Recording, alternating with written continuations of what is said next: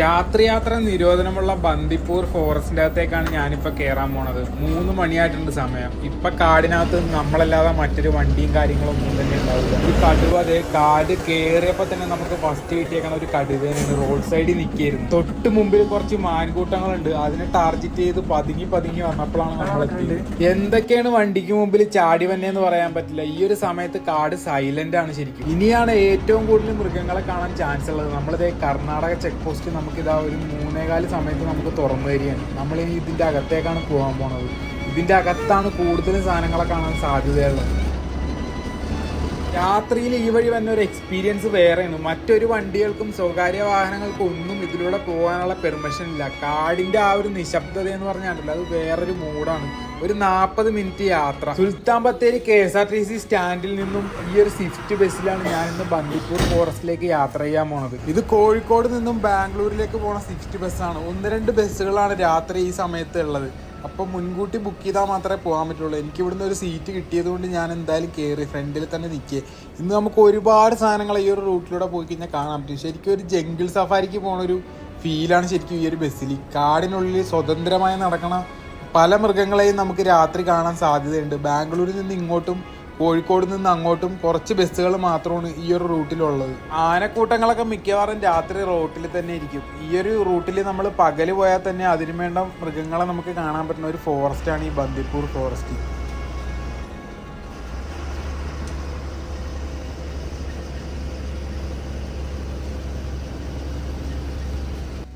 ഈ ലോറിക്കാരൊക്കെ ധൃതി വെച്ച് പോകുന്നുണ്ട്. പക്ഷെ ചെക്ക് പോസ്റ്റ് മുമ്പായിട്ട് മാറ്റി നിർത്തിരേണ്ടി വരും. നമ്മൾ പോണ ഈ ഒരു KSRTC ബസ്സിന് മാത്രമേ കാട് കയറി ഇപ്പോൾ പോകാൻ പറ്റുള്ളൂ. ബാക്കിയുള്ളവരെല്ലാം വെയിറ്റ് ചെയ്ത് 6 മണി കഴിഞ്ഞാൽ മാത്രമേ ബാക്കിയുള്ള സ്വകാര്യ വാഹനങ്ങളൊക്കെ കാടിനുള്ളിലേക്ക് കയറ്റി വിടുകയുള്ളൂ.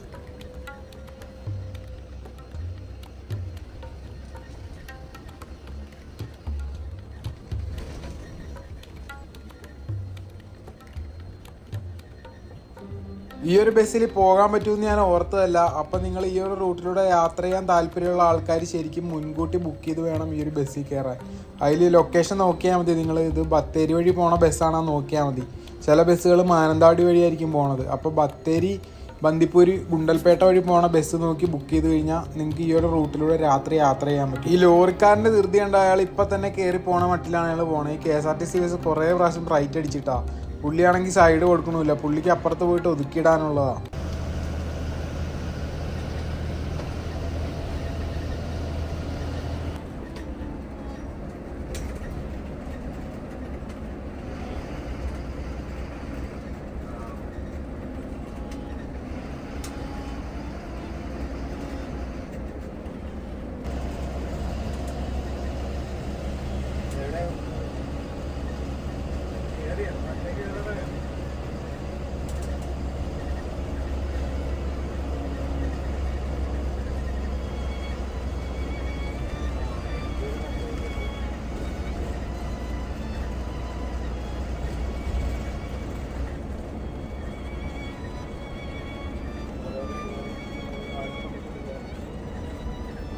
സ്വകാര്യ വാഹനങ്ങൾക്കൊക്കെ ഇവിടം വരെ വരാനുള്ള അനുവാദമുള്ളൂ. ഇവിടെ വന്ന് ലൈനായിട്ട് കിടന്ന് 6 മണിയാകുമ്പോൾ ഈ വണ്ടികളൊക്കെ കയറ്റി വിടുകയുള്ളൂ. അപ്പം നമ്മളിത് നേരെ ഫോറസ്റ്റ് ചെക്ക് പോസ്റ്റിൻ്റെ അകത്തേക്ക് കയറാൻ പോവുകയാണ്. സൈലൻ്റായിട്ട് ഇരുന്നാൽ മാത്രമേ നമുക്ക് ഓരോ സാധനങ്ങളും കാണാൻ പറ്റുള്ളൂ. പെട്ടെന്നായിരിക്കും നമ്മുടെ മുമ്പിൽ ചാടി വരുന്നതും പെട്ടെന്നായിരിക്കും പോണത്. അപ്പം സ്കിപ്പ് ചെയ്യാതെ കണ്ടാൽ മാത്രമേ നിങ്ങൾക്ക് എന്തെങ്കിലും സാധനങ്ങൾ മുമ്പിൽ വന്നാൽ കാണാൻ തന്നെ പറ്റുള്ളൂ.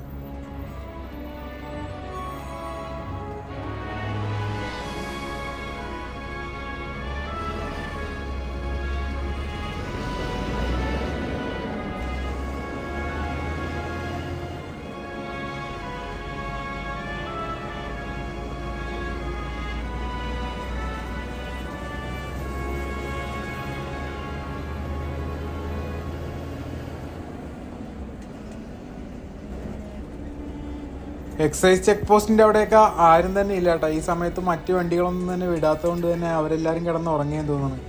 ഈ ഒരു ചെക്ക് പോസ്റ്റൊക്കെ ശരിക്കും ഫ്രീ ആയിട്ടിരിക്കുകയാണ്. അപ്പുറത്തെ ചെക്ക് പോസ്റ്റിലും ആരും ഉണ്ടാകാൻ ചാൻസ് ഇല്ല.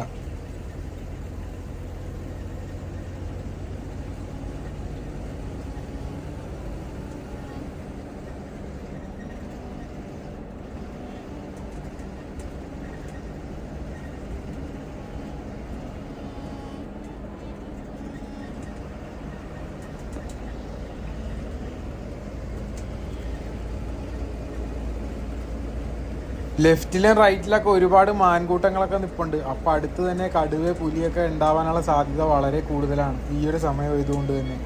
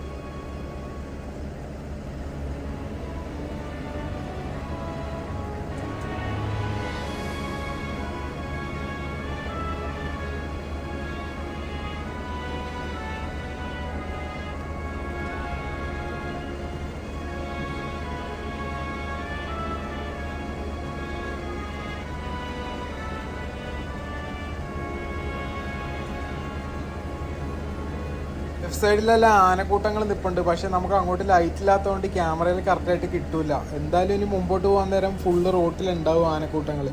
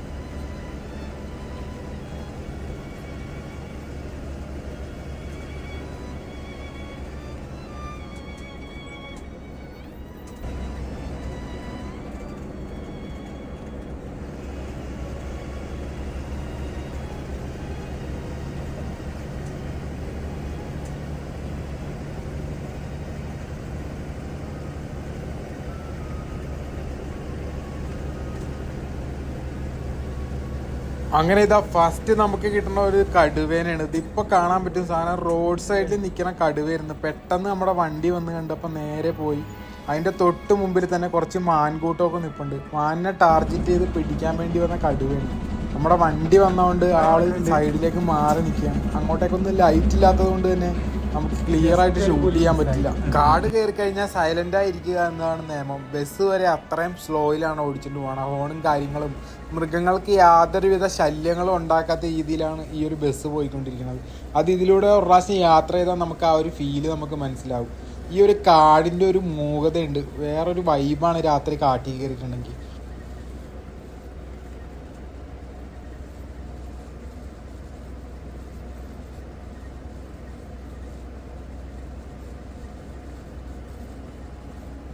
ലോറി ബ്രേക്ക് ഡൗൺ ആയി കിടപ്പുണ്ട്. എന്തായാലും അതിനകത്ത് ആളുണ്ടാവില്ല. ഇനിയിപ്പോൾ നാളെ രാവിലെ അവർ ഇട്ടിട്ട് വേറെ വണ്ടി കയറി പോയിട്ടുണ്ടാവും. ഇങ്ങനെയൊക്കെ പണി കിട്ടിയാലാണ് പണി കിട്ടി പോണത്.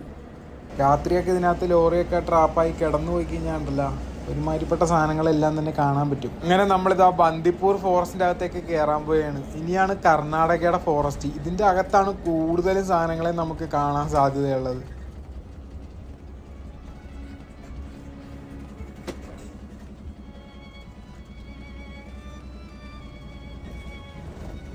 സാറുമാരൊക്കെ കിടന്ന് ഉറങ്ങുകയാണ്. എണീറ്റ് വന്ന് ഗേറ്റ് തുറന്നു നിന്നാലേ നമുക്ക് പോകാൻ പറ്റുള്ളൂ.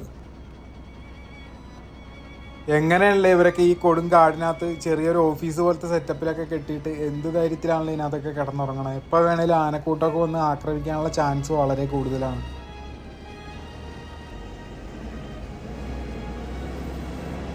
അവരെ മാത്രമല്ല, ഈ സമയത്തുള്ള ഇതിലം വഴിയുള്ള ഈ ബസ്സിലൂടെയുള്ള യാത്രയും ഡേഞ്ചറാണ്. എപ്പോൾ വേണേലും നല്ലൊരു കൊമ്പൻ്റെ മുമ്പിലൊക്കെ ചെന്ന് പെട്ട് കഴിഞ്ഞാൽ എന്താ ചെയ്യണമെന്നൊന്നും പറയാൻ പറ്റില്ല.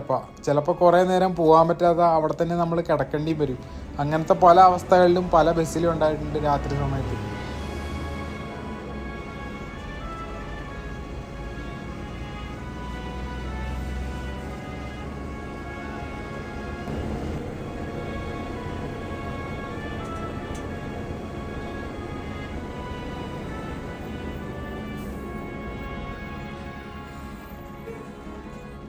ഈ കാട് ക്രോസ് ചെയ്യണവരെ ഫോൺ ഇങ്ങനെ പിടിച്ചിട്ട് തന്നെ ഇരിക്കണം. ഏത് സെക്കൻഡിലാണ് എന്താണ് നമ്മുടെ മുമ്പിലേക്ക് വന്നതെന്ന് നമുക്ക് പറയാൻ പറ്റില്ല. ചിലപ്പോൾ ആനയാകാം, ചിലപ്പോൾ കടുവയാകാം, ചിലപ്പോൾ കരടിയാവാം. എന്ത് മൃഗങ്ങളെയും നമ്മുടെ റോഡ് സൈഡിൽ തന്നെ നമ്മുടെ തൊട്ട് മുമ്പിൽ കാണാനുള്ള ചാൻസ് വളരെ കൂടുതലാണ് ഈ ഒരു റൂട്ടിൽ. അപ്പോൾ ഫോൺ ഇങ്ങനെ തന്നെ പിടിച്ചുകൊണ്ടിരുന്നാലേ നമുക്കത് കിട്ടുള്ളൂ.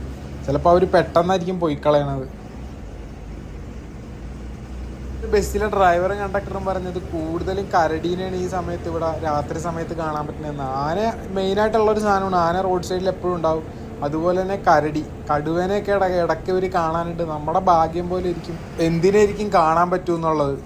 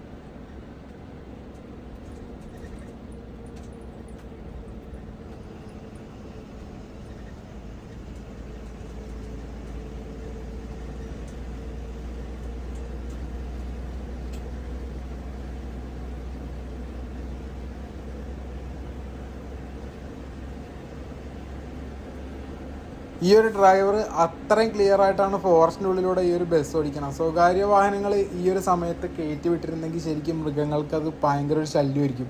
ഹോണടിയും കാര്യങ്ങളും ഓവർ സ്പീഡും. ഈ ഒരു ബസ് പതിയാണ് പോയിക്കൊണ്ടിരിക്കുന്നതും ഹോണും കാര്യങ്ങളൊന്നും തന്നെ അടിക്കാതെ കാടിനും മൃഗങ്ങൾക്കും ഒക്കെ ഒരു ചേർന്ന രീതിയിലുള്ള യാത്രയാണ് നമ്മൾ ഈ സമയത്ത് ഫോറസ്റ്റിലൂടെ പോയിക്കൊണ്ടിരിക്കുന്നത്.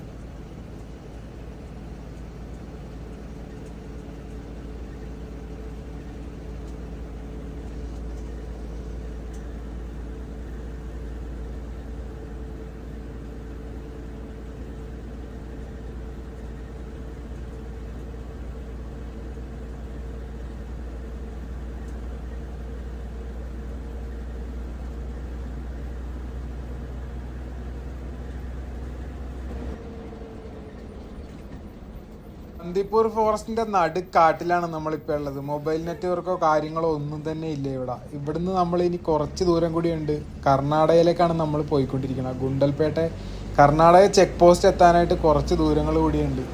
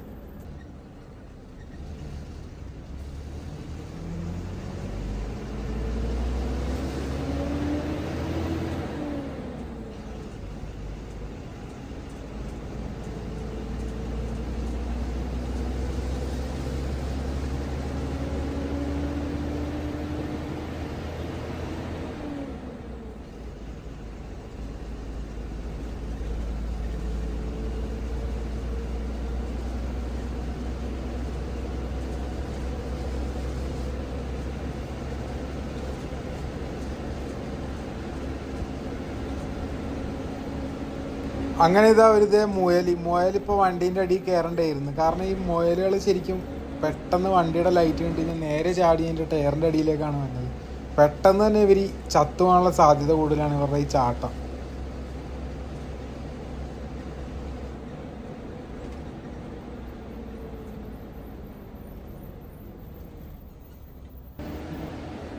രാത്രി ഫോറസ്റ്റിൻ്റെ ഉള്ളിൽ കൂടി ട്രാവൽ ചെയ്യാൻ ഏറ്റവും നല്ല ഫോറസ്റ്റ് വയനാട്ടിലെ മുത്തങ്ങ ഫോറസ്റ്റാണ്. അത്രയും ഡീപ്പായിട്ടുള്ളൊരു ഫോറസ്റ്റാണ്. ഇതിൻ്റെ അകത്തുകൂടി രാത്രി പോകാൻ നേരം ഉണ്ടല്ലോ, അത് ശരിക്കും വൈബ് എന്ന് പറഞ്ഞാൽ വേറൊരു വൈബാണത് ശരിക്കും.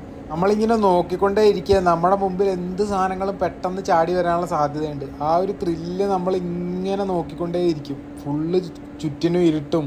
ലെഫ്റ്റിലും റൈറ്റിലൊക്കെ പല സ്ഥലങ്ങളിലും ആനക്കൂട്ടങ്ങളുണ്ട്. പക്ഷേ നമുക്കൊന്നും തന്നെ ലൈറ്റ് അങ്ങോട്ടേക്ക് കിട്ടാത്തതുകൊണ്ട് ക്യാമറയിൽ അതിനെ കിട്ടില്ല.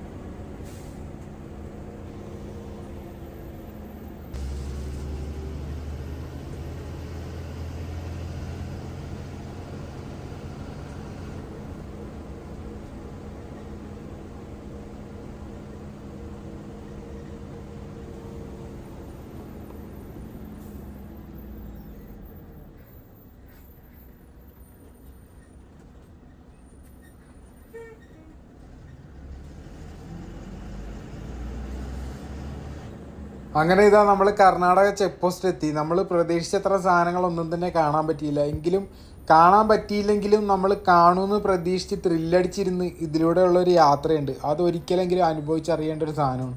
ഇതേ ഒരു സ്വിഫ്റ്റ് ബസ് ഇവിടെ പൊളിഞ്ഞ് കിടപ്പുണ്ട് കേട്ടോ, ഇടിച്ച്. എന്താ പറ്റിയെന്നറിയില്ല. ഫ്രണ്ട് ഗ്ലാസും മൊത്തം പോയി ചളിങ്ങിയൊക്കെ ഇരിപ്പുണ്ട് വണ്ടി. ഇവിടെ ഒരുപാട് ലോറിക്കാരൊക്കെ വെയിറ്റിങ്ങിലാണ് കേട്ടോ. എല്ലാവർക്കും 6 മണിക്ക് അങ്ങോട്ട് കയറി പോകാൻ പറ്റുള്ളൂ.